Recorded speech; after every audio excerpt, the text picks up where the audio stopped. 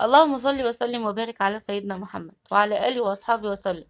ازيكم حبايب قلبي؟ عاملين ايه؟ يا رب تكونوا بخير. الروتين بتاعنا النهارده بقى من العشاء بتاعه الحمام بتاعي.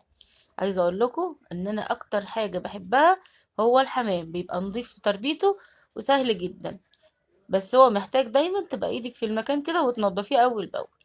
هنا النهارده بقى هننضف المكان بتاعنا بالمقشه كده، هنضف كل حته فيه. ودايما زي ما قلت لكم ايدك تبقى في المكان ده، لان الحمام يحب النظافه. ولو اهملتي في النظافه هتلاقي بقى فيه حشرات طلعت وحاجات انت في غنى عنها اصلا. بصوا، تنضفي المكان على طول اول باول. وطول ما انت ايدك في المكان على طول مش بياخد معاكي اي وقت خالص، يا دوب في دقايق كنت مخلصه ومخليه المكان زي الفل زي ما انتوا شايفين. اهو بصوا المكان حتى ايه لما نضف الحمام زي ما يكون فرحان. النهارده بقى هقول لكم على حته وصفه ما شاء الله بتخلي الحمام يبيض عندي بيض كتير، ونسبه الكالسيوم في جسمه بتبقى كويسه جدا. انا عندي قشر هنا للبيض. انا اول ما بستخدم البيض انا مش برمي القشر بتاعه، بحوشه.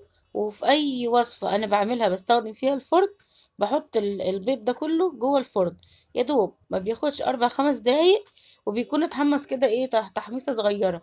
الهدف ان انا بحطه في الفرن ان انا بس بقتل كل الميكروبات والسلمونيلا اللي موجوده في البيض. البيض زي الفراخ بالظبط. بس بعد كده بطلعه، بقعد افتت فيه كده بحيث ان هو يبقى صغير جدا، الحمام يعرف ياكله. ممكن كمان تحمصيه على البوتاجاز على طول، بس الفرن بتبقى اسهل طريقة بصراحة. بس بعد ما فتته كده انا بحطه على الاكل بتاع الحمام، وانا بحطه لهم ابصوا كده. هنا انا حطيته مع الاكل وهبدأ احطه لهم بياكلوه، ويبقى عندهم في جسمهم كالسيوم.